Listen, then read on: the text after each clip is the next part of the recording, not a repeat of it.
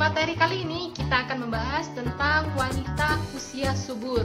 Menurut data dari Departemen Kesehatan Republik Indonesia, wanita usia subur adalah perempuan yang ada di rentang usia 15 sampai 49 tahun.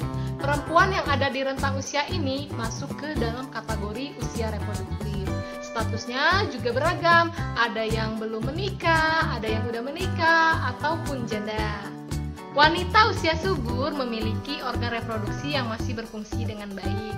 Itulah mengapa banyak perempuan disarankan untuk menikah di rentang usia ini, karena dinilai bisa lebih mudah untuk mengalami kehamilan. Meskipun rentang wanita usia subur itu adalah 15-49 tahun, namun puncak kesuburannya ada di usia 20-29 tahun. Di puncak usia kesuburan ini, skala terjadinya kehamilan terbilang sangatlah tinggi, yakni 95%. Ketika seorang perempuan memasuki usia 30 tahun, maka kemungkinan munculnya kehamilan juga akan menurun. Melansir dari jurnal yang dikeluarkan oleh Departemen Kesehatan, angkanya turun sekitar 5%, yakni ke angka 90%. Nah, ketika memasuki usia 40 tahun, kemungkinan hamil juga akan turun menjadi 40%. Ketika memasuki usia 50 tahun, kemungkinannya juga akan semakin rendah, yakni di angka 10%. Maka dari itu, jika Anda sekarang di usia reproduktif dan seperti dipaksa menikah, jangan tersinggung dulu, karena sebetulnya ada alasan yang baik di balik kalimat itu. Ayo cepat nikah, yakni mempermudahkan Anda untuk memiliki keturunan. Nah, bagi Anda yang masih lajang, terus semangat dan jangan pantang menyerah ya untuk menemukan pasangan yang sejati. Di video selanjutnya, ada pasien wanita usia subur dan calon suaminya. Mereka datang ke puskesmas untuk konsultasi mempersiapkan kehamilan, dan mereka juga mau konsultasi masalah tentang imunisasi TT. Tonton terus ya video selanjutnya. Wassalamualaikum warahmatullahi wabarakatuh.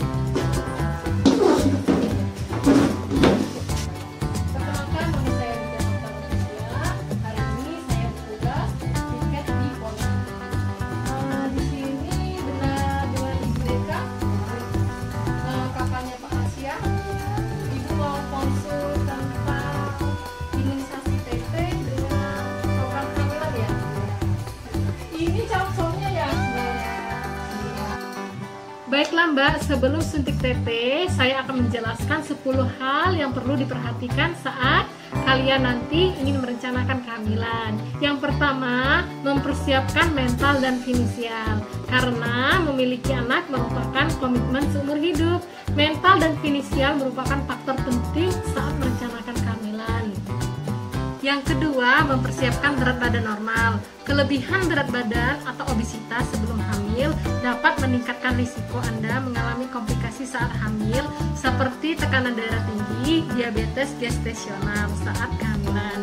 Jika ini terjadi, maka Anda juga mengembangkan risiko untuk mengalami keguguran atau mempunyai bayi dengan cacat lahir.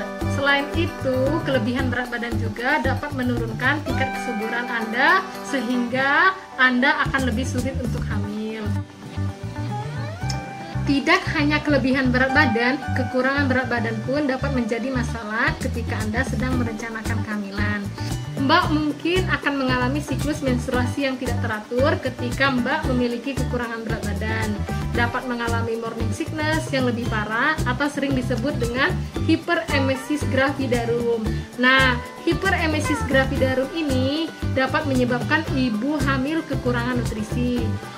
Jika ini terjadi, tumbuh kembang bayi dalam kandungan juga akan terganggu. Akibatnya, bayi bisa lahir secara prematur atau dengan berat badan rendah dan akhirnya mengalami stunting. Bukan hanya itu, kekurangan nutrisi yang parah juga bisa saja mengakibatkan ibu hamil keguguran. Sebaiknya ubah pola hidup Anda sebelum mencoba untuk hamil dengan menerapkan pola hidup sehat, makan makanan yang bergizi, olahraga teratur untuk mencapai berat badan yang normal. Nah, di sini mbaknya berat badannya di sini bagus ya, pertahankan Bu ya, jangan kelebihan lagi dan jangan dikurangi lagi. Nah, yang ketiga, hindari depresi. Sebisa mungkin Mbak dan Mas menghindari depresi karena ini bisa mempengaruhi kesuburan. Depresi umumnya lebih banyak dialami perempuan. Ini bisa menjadi penyebab keguguran. Calon suami harus mendukung penuh kehamilan ibu nantinya ya. Yang keempat, konsumsi asam folat baik berupa suplemen maupun makanan. Hasil penelitian mengatakan perempuan yang sedang merencanakan kehamilan dianjurkan mengkonsumsi 400 mikrogram asam folat perharinya.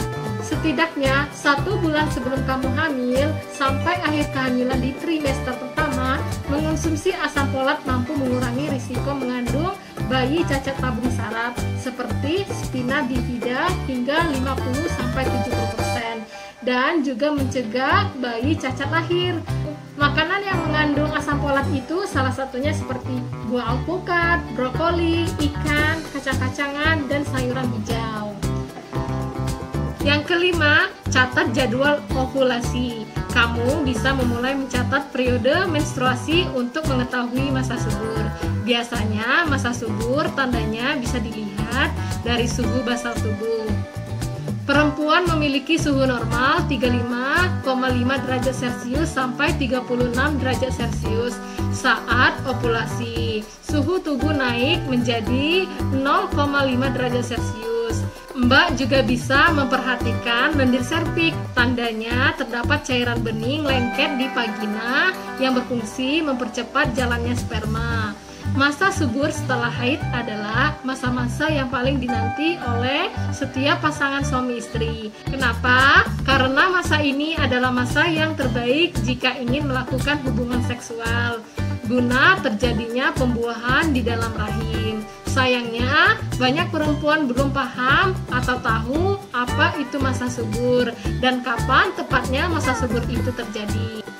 Masa subur sendiri adalah periode di dalam siklus menstruasi di mana sel telur matang dan siap dibuahi. Masa subur ini tidak terjadi setiap saat, hanya setelah seorang perempuan selesai dari menstruasi. Umumnya, para perempuan mengalami masa subur di hari ke-17 setelah hari pertama menstruasi atau haid. Misalnya, Mbak haid hari pertama tanggal 1 Juni, berarti masa subur Mbak nanti adalah di tanggal 10 sampai 17 Juni. Normalnya seorang perempuan menjalani menstruasi kurang lebih 7 hari setelah keadaan vagina bersih dari darah kotor. Anda dan pasangan Anda bisa langsung melakukan hubungan suami istri. Nah, yang keenam, hindari rokok, minuman keras, dan obat terlarang. Penelitian ahli menunjukkan merokok atau mengonsumsi obat-obatan dapat menyebabkan keguguran, bayi lahir prematur, dan berat lahir rendah. Bahkan mengkonsumsi tembakau juga mempengaruhi kesuburan kamu dan menurunkan jumlah sperma laki-laki. Mas di sini merokok nggak? Diusahakan Mas jangan merokok lagi ya.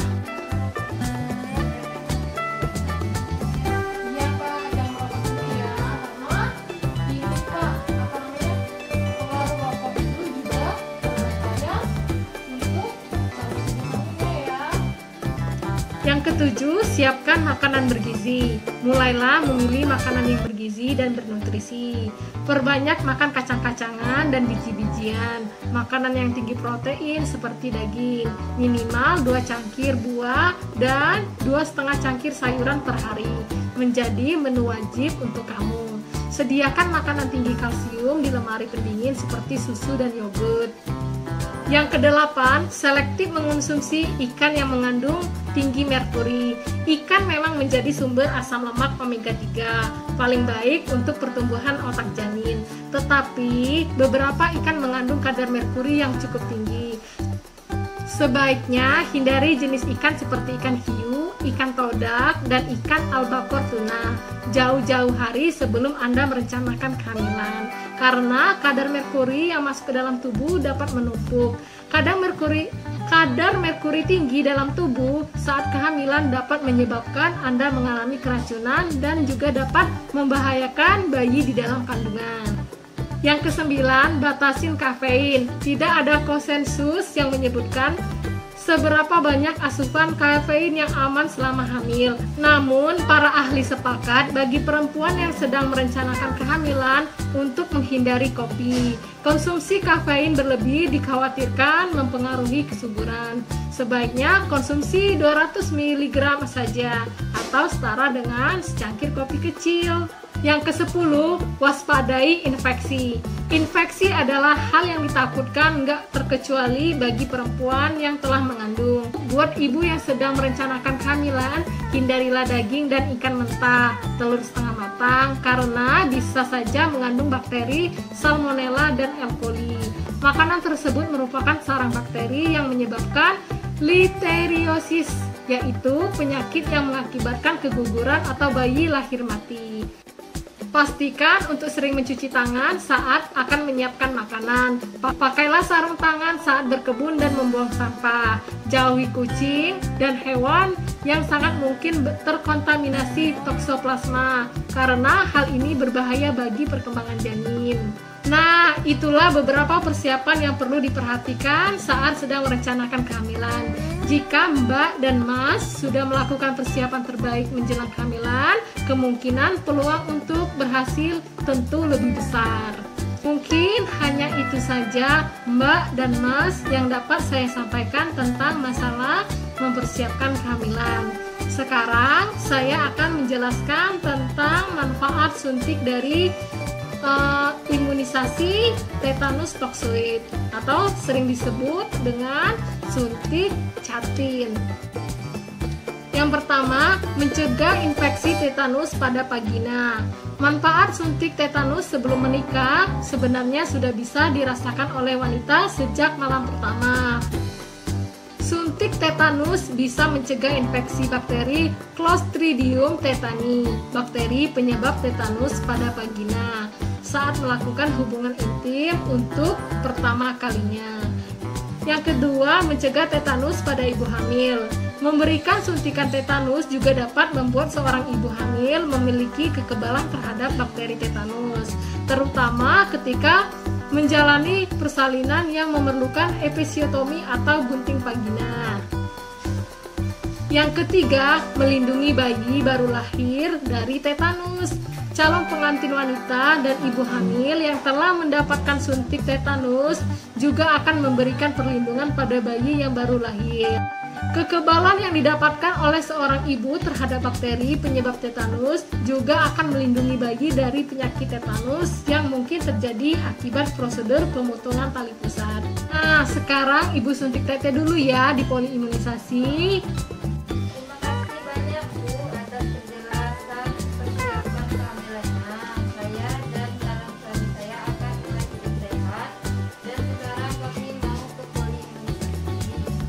Semoga sukses di hari pernikahannya ya Mbak, Mas. Semoga cepat dapat momongan dan menjadi keluarga yang sakinah, mawaddah, warohmah. Amin. Ini silakan ya, nanti Ibu ke ruang imunisasi untuk melakukan suntik imunisasi tetenya ya. Ya, bulan depan kesini lagi ya.